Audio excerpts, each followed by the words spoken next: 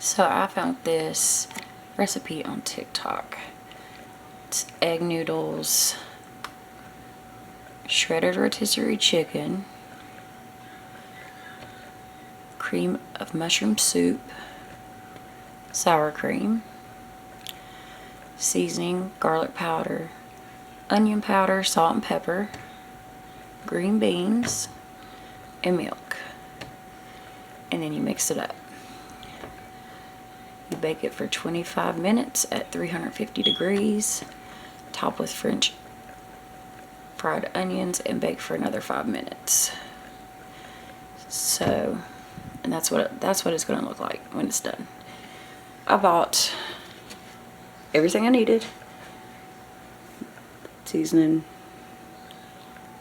cream of mushroom, green beans, sour cream. I bought all that.